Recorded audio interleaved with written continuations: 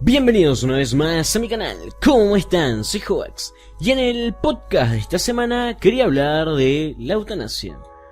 Hace ya un tiempo que mi madre falleció y hace poco se cumplió, por decirlo así, su aniversario de muerte. Y me puse a pensar de que si podría haber hecho algo al respecto para que dejara de sufrir, ya que no pasó buenos momentos, digamos, hasta que llegó la hora. Y ya si bien conocía la eutanasia, no sabía bien en qué país se aplicaba y demás. Y ligado a esto me puse a estudiar. Porque imaginemos que una persona que después de años de lucha contra el cáncer se encuentra en fase terminal. En el ámbito clínico esto significa que el paciente ya no responde a ningún tipo de tratamiento, por lo que la enfermedad ya no puede curarse y el destino de la persona es la muerte.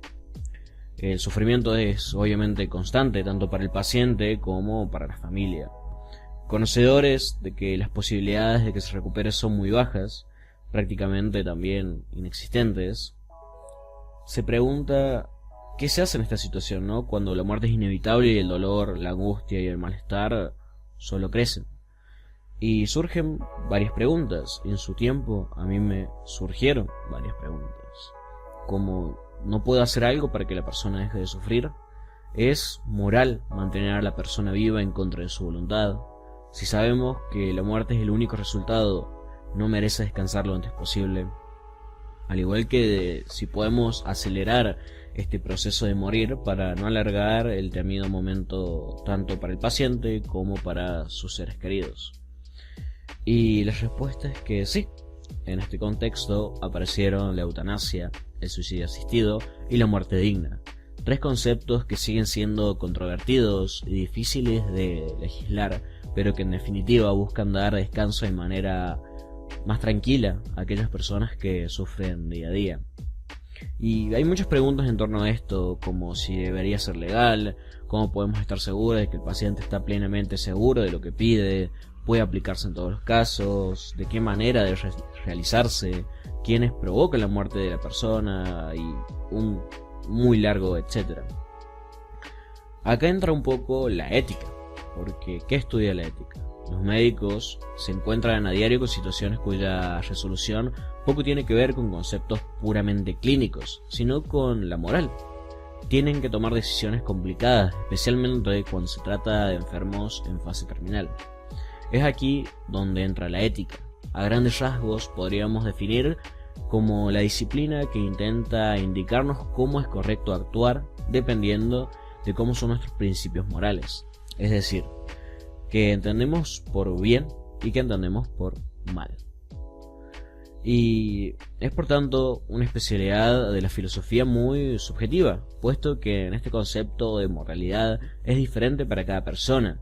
En este ámbito, en el de la medicina, esta ética se conoce como bioética, que es, digamos, la rama encargada de analizar cómo debemos actuar ante los conflictos morales relacionados con seres vivos. Todo hospital tiene un comité de especialistas en bioética, donde los médicos pueden acudir en caso de que no sepan cómo actuar ante un caso moralmente controvertido. La mayoría de veces, la bioética se enfrenta a cuestiones relacionadas con el final de la vida, pues el médico sabe que la vida de su paciente está en peligro y que por más tratamientos que le aplique, acabará muriendo. Disculpen si hay muchos sonidos de fondo, es que está llegando el verano y como que todos salen en moto, se escuchan grillos, gorgoros y etcétera. Perdón. Y es que a lo largo de los años la bioética ha procurado dar respuesta a los conflictos relacionados con la muerte y ha crecido principalmente en tres ramas o tres conceptos: la eutanasia, el suicidio asistido y la muerte digna. Todos ellos defienden el derecho de las personas de morir con dignidad, sin obligar a los pacientes a aferrarse a la vida en contra de su voluntad y a facilitar los medios para que descansen en paz. Sin embargo, hay matices entre los que merece la pena ser comentados, como por ejemplo las leyes de final de vida. Son el gran miedo, digamos, de las campañas electorales, pese a que según las encuestas gran parte de la población está de acuerdo en facilitar la muerte a las personas que deseen morir. es un tema extremadamente controvertido, debido obviamente a su subjetividad y a la dificultad para legislarlo. Hay un artículo donde dice, entre muchas comillas, dónde ponemos el límite entre cuando está bien dejar morir y cuando no. ¿Quién facilita además esta muerte a alguien? ¿No debe tener cargos penales? ¿Cómo sabemos que el paciente está realmente seguro de que quiere morir? ¿O si es porque no controla sus pensamientos? Y es complicado porque también nos metemos en otras ramas. Pero cada paciente es un mundo, por lo que nunca llegaremos a dar una respuesta universal ante las cuestiones del fin de vida. Y no sé quién, soy un pequeño creador de contenido acá para transmitirle una idea, una cosa que me da mucha curiosidad. Y sin embargo de todo esto, la conciencia, digamos, o la concienciación por el derecho de las personas a morir cuando están sufriendo, está haciendo que los países empiecen a reconocer esta libertad cada vez más. Y desde mi punto de vista es algo perfecto, porque también este podcast voy a hacer un muy pequeño repaso de las 3 principales leyes de final de vida, observando características como su legalidad y libertades que conceden el paciente. Por ejemplo, en primer lugar tenemos a la muerte digna. La muerte digna, también conocida como ortotanasia, defiende la idea de que la muerte debe llegar en su momento justo, y que no hay necesidad de ir en contra de la naturaleza, ni de hacer que el paciente se mantenga vivo cuando su momento ha llegado. Es, digamos, la menos controvertida de las leyes, de las 3 grandes, ya que es la única que no se fuerza directamente la muerte de la persona, sino que consiste en no obligar al paciente a someterse a tratamientos ni terapias que tienen la finalidad de prolongar la vida forzosamente. Legal en la mayoría de los países, la muerte digna define que, llegados al punto de padecer una enfermedad incurable o en fase terminal, los únicos tratamientos que debe recibir el paciente son aquellos enfocados a aliviar síntomas y a reducir su sufrimiento, permitiendo que la enfermedad siga su curso natural sin prolongar lo inevitable. Tiene mucho que ver también con la ley de autonomía del paciente, la cual declara que no se le puede aplicar ningún tratamiento en contra de su voluntad, por lo que si él no quiere recibir una terapia concreta que lo mantenga con vida de forma forzada, no la recibirá. Y no tiene nada que ver con los otros 2 conceptos que les voy a decir más adelante, ya que la muerte digna en ningún momento está forzando a la persona que muera, sino que simplemente deja que la enfermedad siga su curso natural, mientras el paciente recibe paliativos para que no sufras, o sea, medicamentos.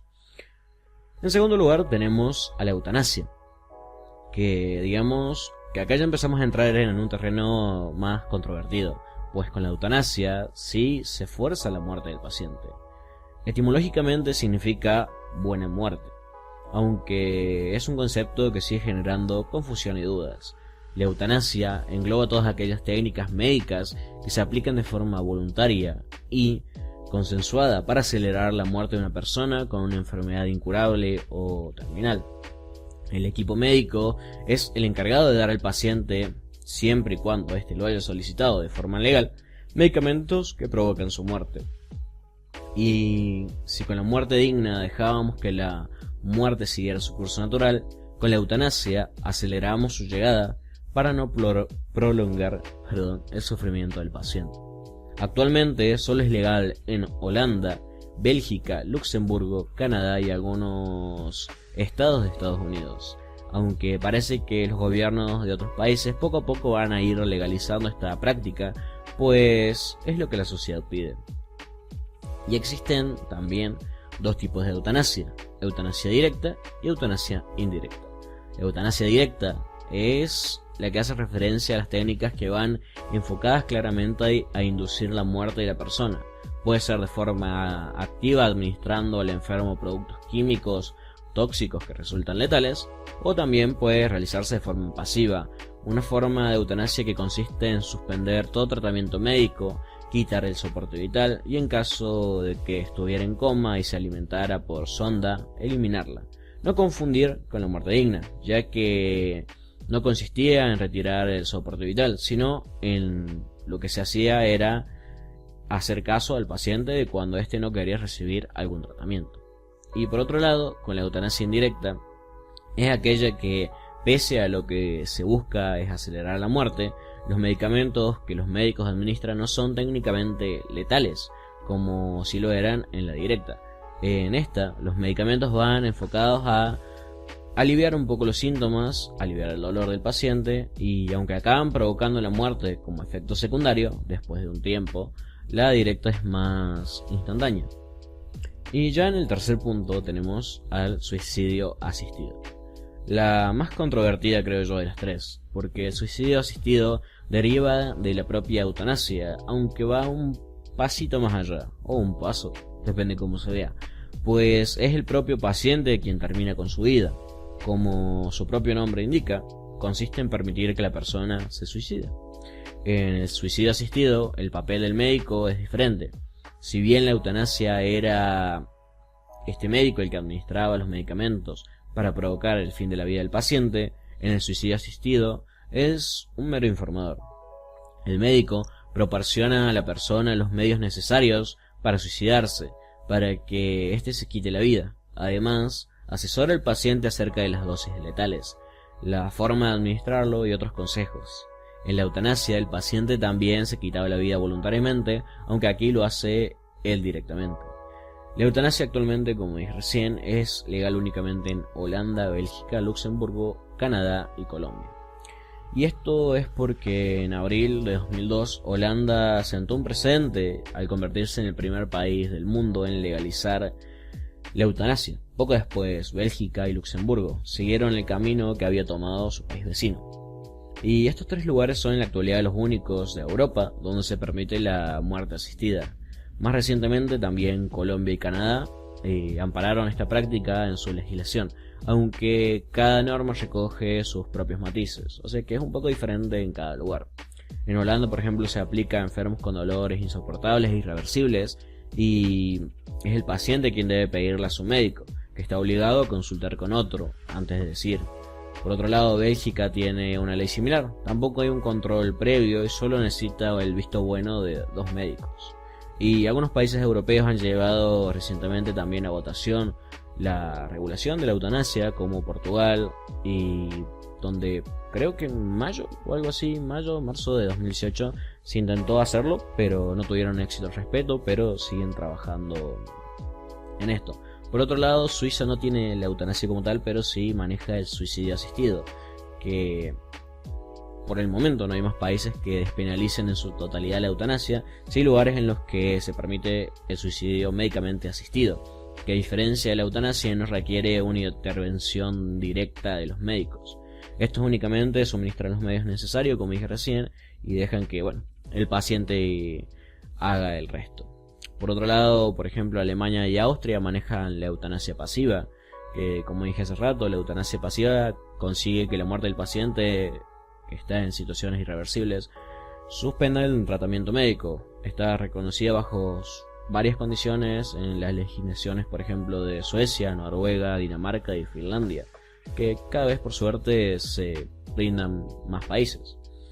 Y el lado opuesto, por decirlo así, se encuentra en Polonia, que entiende que la eutanasia es como un asesinato y castiga la práctica hasta con 5 años de prisión. Aunque no es el único país europeo donde está penado, también Bulgaria o Croacia lo castigan con 6 hasta 8 años respectivamente. Y en resumen, la eutanasia es una práctica que tiene siglos efectuándose, con el único fin de ayudar a los enfermos que sufren a causa de alguna enfermedad degenerativa irreversible y mortal a morir. La eutanasia libera a las personas de la cárcel que se tornan sus vidas al adquirir alguna condición fatal. Y yo creo que es lo correcto. No soy quien para juzgar la decisión de cada persona, pero yo creo que si se puede aliviar un poco el sufrimiento de quien lo padece, se debería hacer. Obviamente con todo registrado, legal y de forma correcta. Pero no veo sentido muchas veces a prolongar la muerte, prolongar la vida, ya que es algo inevitable que llegue nuestra muerte. Y muchas gracias por ver este podcast. Disculpen que no esté subiendo muy seguido contenido, pues ahora estoy trabajando en el ámbito médico también, así que estoy teniendo guardias pesadas y demás, por ende no me está permitiendo tener mucho tiempo para YouTube. Pero bueno, voy a tratar de hacer lo posible para seguir trayendo contenido de los que le gusta. Sobre todo hace mucho que no traigo reseñas, reviews, así que voy a tratar estos días, este fin de semana, traer algo para ustedes. Y como ya saben, sin mucho más que decir, así como de irme, también he de volver. ¡Chao!